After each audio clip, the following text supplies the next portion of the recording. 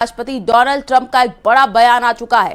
खत्म होने के कगार पर ईरान युद्ध है। ट्रंप की तरफ से एक बड़ा बयान, ईरान के साथ युद्ध खत्म होने के करीब है। फॉक्स न्यूज को दिए इंटरव्यू में ट्रंप का ये बड़ा बयान सामने आया है। ईरान युद्ध को लेकर के एक बड़ी खबर आपको बता रहा है। ईरान युद्ध पर राष्ट्रपति डोनाल्ड ट्रंप ने एक बड़ा बयान दिया है। खत्म होने के कगार पर है ईरान युद्ध। ट्रंप की तरफ से बड़ा बयान, ईरान के साथ युद्ध खत्म होने के करीब है। ट्रंप ने एक बड़ा बयान दिया। फॉक्स न्यूज को दिए इंटरव्यू में ट्रंप का ये बयान है। Because if I didn't do that, right now you would have Iran with a nuclear weapon. And if they had a nuclear weapon, you would be calling everybody over there, sir. And you don't want to do that. Well, you keep saying was. Is this war over? I think it's close to over, yeah. I mean, I view it as very close to over. You know what? If I pulled up stakes right now, it would take them 20 years to rebuild that country. And we're not finished. But we'll see what happens. I think they want to make a deal very badly. Pakistan में Iran और America के बीच शांति वार्ता fail होने और चीन के तीखे तेवर के बाद पहली बार अमेरिकी राष्ट्रपति डोनाल्ड ट्रंप ने प्रधानमंत्री नरेंद्र मोदी को फोन किया है। दोनों के बीच करीब 40 मिनट तक लंबी बातचीत हुई है। पश्चिम एशिया में युद्ध से लेकर के हॉर्मुज स्ट्रेट की सुरक्षा तक कई अहम मुद्दों पर दोनों वैश्विक नेताओं के बीच एक लंबी बातचीत भी हुई है। वहीं सोशल मीडिया पर पोस्ट कर पीएम मोदी ने बताया है कि अमेरिकी राष्ट्रपति डोनाल्ड ट्रंप ने उन्हें फोन किया है और द्विपक्षीय सहयोग को लेकर के चर्चा की है। पीएम मोदी ने ट्रंप से कहा कि भारत और अमेरिका के बीच व्यापक वैश्विक राजनीतिक जो साझेदारी और भी ज्यादा मजबूत होगी। पीएम मोदी ने हॉर्मुज खुलवाने पर भी जोर दिया है।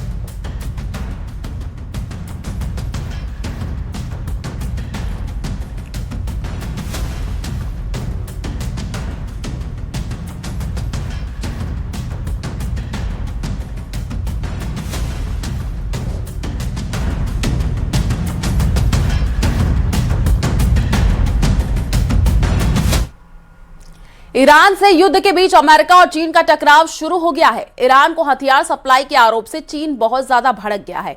चीन ने धमकी दी है कि अगर ट्रंप ने सिक्योरिटी के नाम पर दादागिरी की तो वो मुंहतोड़ जवाब देगा। इससे पहले चीन के जहाज ने हॉर्मुज गलियारे में ट्रंप की नाकाबंदी तोड़ डाली है। और उधर मोसाद चीफ और प्रिंस सलमान ने ईरान में ग्राउंड ऑपरेशन को जरूरी बताया है। इस बीच पुतिन ने ईरान के यूरेनियम पर प्रस्ताव भेज करके अमेरिका में हड़कंप मचा दिया है। देखिए।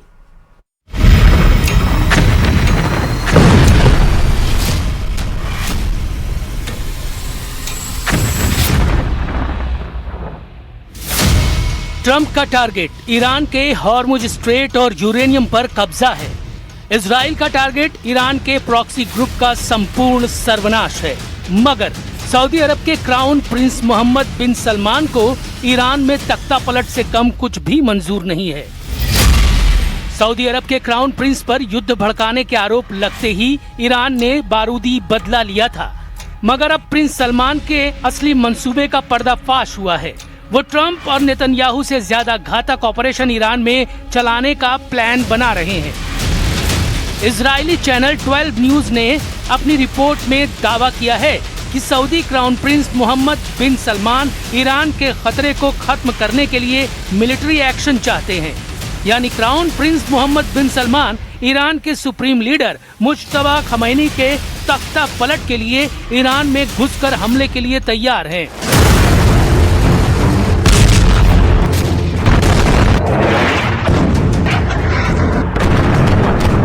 ईरान के अंदर ग्राउंड ऑपरेशन के सारे जोखिम को जानते हुए भी क्राउन प्रिंस इसकी सख्त जरूरत मान रहे हैं। लेकिन ट्रंप फिलहाल ईरान में घुसकर हमले के लिए तैयार नहीं। इजराइल ने भी मिलिट्री ऑपरेशन से दूरी बना रखी है। चौंकाने वाली बात यह है कि इजराइल के न्यूज चैनल N12 के दावे पर सऊदी अरब शाही परिवार अब तक साइलेंट है, लेकिन ईरान शांत नहीं। ईरान सभी फ्रंट पर बराबर एक्टिव है। जूनियर खमेनी ने ट्रंप को धमकी दी है कि पीस डील फाइनल नहीं हुई तो युद्ध का दूसरा राउंड पहले से कहीं ज्यादा विनाशकारी साबित होगा। पोर्ट का बदला पोर्ट, ऑयल टैंकर का बदला ऑयल टैंकर, बारूदी सुरंग का बदला जंगी बेड़ा। ईरान का लाउड एंड क्लियर मैसेज है। ट्रंप ने अगर ईरान के बंदरगाह पर बम फोड़ा तो ईरान खाड़ी देशों के बंदरगाहों को राख कर डालेगा। ट्रंप ने अगर ईरान के तेल के जहाज जलाए तो ईरान ऑयल रूट से गुजरने वाले दुश्मनों के जहाज मिसाइल से उड़ाएगा। अगर हॉर्मुज स्ट्रेट में बिछी बारूदी सुरंग को अमेरिका ने छुआ भी तो उसके जंगी बेड़ों और युद्धपोत को ईरान रॉकेट से मारकर दफना देगा। ये ईरान की धमकी नहीं, उसका अगला एक्शन है। अमेरिकी सेंट्रल कमांड के 15 जंगी जहाजों की घेरेबंदी के बाद से ईरान बौखलाया हुआ है। Iran second round piece talk से पहले प्रेशर बढ़ा रहा है। वहीं ईरान के खिलाफ ट्रंप ने ऑपरेशन स्ट्रेट शील्ड शुरू कर दिया है। ट्रंप हॉर्मुज तेल गलियारे पर कब्जा करने के लिए ब्लॉकेड लगाकर हमले के लिए तैयार है। ट्रंप ने जेडी वेंस से ईरान को मैसेज दिलवाया है कि अब ईरान का कोई भी तेल का जहाज समुद्र में सलामत नहीं है। They basically threatened any ship that's moving through the Straits of Hormuz.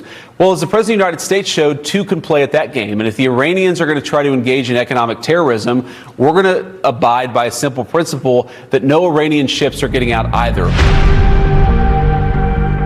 Trump ने हॉर्मुज स्ट्रेट को अपनी साख से जोड़ लिया है।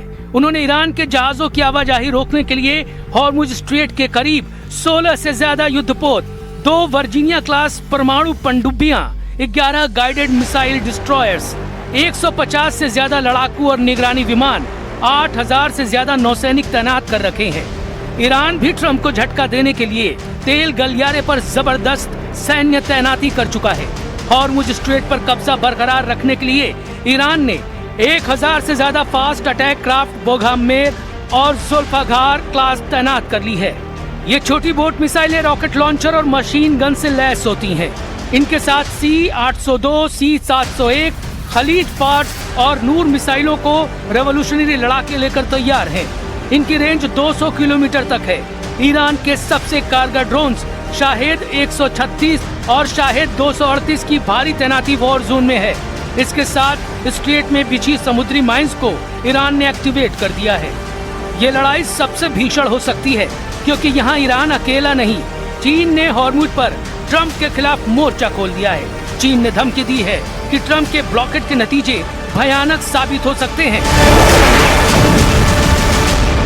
在相关方业已达成临时停火安排的情况下，美方加码军事部署，采取定向封锁行动，只会激化矛盾，加剧局势紧张，破坏本就脆弱的停火局面，并进一步冲击海峡通行安全。 चीन के इरादे बहुत खतरनाक दिख रहे हैं क्योंकि अमेरिका को धमकी देने के साथ चीन ने रीच स्टारी जहाज को हॉर्मुज से निकालकर ट्रंप को भड़काने वाला कांड कर दिया है। पहले फुल स्टार नाम से कारोबार करने वाली रीच स्टारी जहाज पर अमेरिका ने बैन लगा रखा है।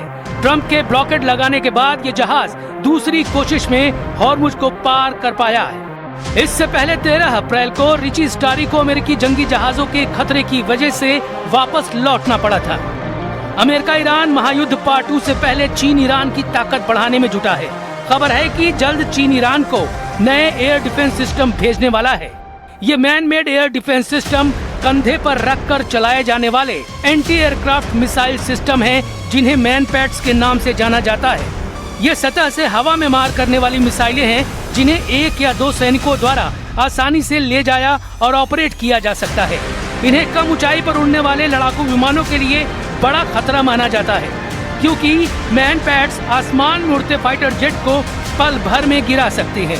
सूत्रों का दावा है कि चीन ये हथियार ईरान को सीधे नहीं बल्कि तीसरे देशों के रास्ते भेज सकता है क्योंकि ट्रंप ने ईरान को हथियार सप्लाई करने वालों को तबाह कर डालने की धमकी दे रखी है।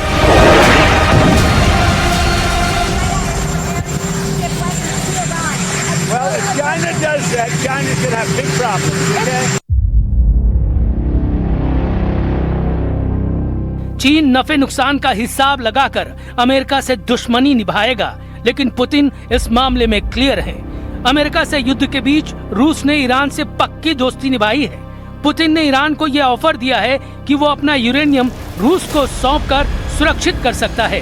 क्रेमलिन की ओर से ये आधिकारिक प्रस्ताव आया है जिसमें कहा गया कि रूस ईरान के पास मौजूद सारा एनरिच्ड यूरेनियम अपने पास रखने को तैयार है। रूस के मुताबिक ये प्रस्ताव नया नहीं है।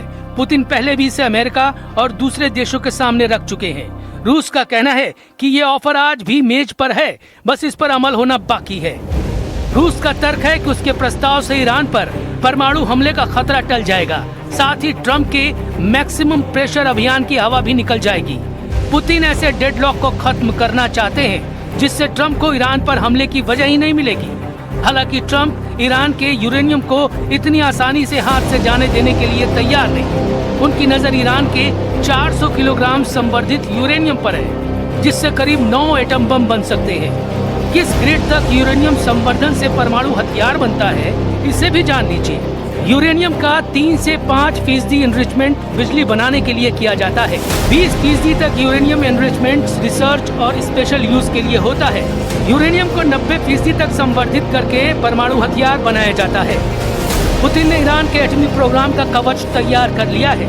चीन ने अमेरिका को हॉर्मुज में फंसा दिया है। ईरान के पास पीस डील के सेकंड राउंड में दबदबा कायम करने का अच्छा मौका है। मतलब सीज फायर 14 दिन से आगे बढ़े या नहीं, ईरान ट्रंप की टेंशन हाई रखने का इंतजाम कर चुका है।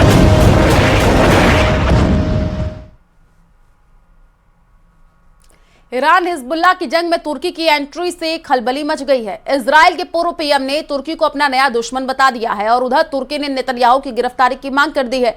इस बीच इजराइल ने लेबनान में सबसे बड़े ग्राउंड ऑपरेशन की शुरुआत कर दी है। दक्षिणी लेबनान में आज भी इजराइल ने कई ऑपरेशन और हमलों को अंजाम दिया।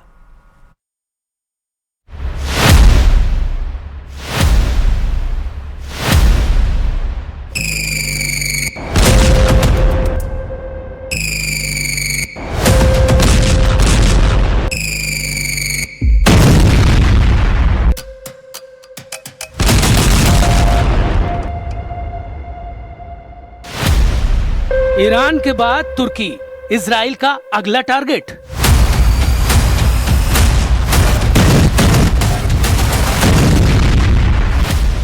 Netanyahu versus Erdogan, middle east में नया महायुद्ध।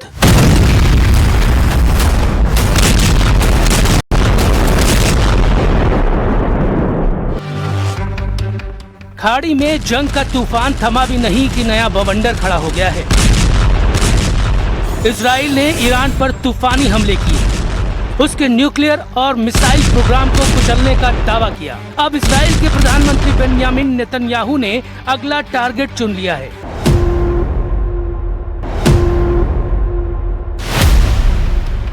तुर्की के राष्ट्रपति एर्दोआन को नया दुश्मन क्यों बता रहे हैं नेतन्याहू? नेतन्याहू को 5000 साल तक जेल में क्यों रखना चाहते हैं एर्दोआन?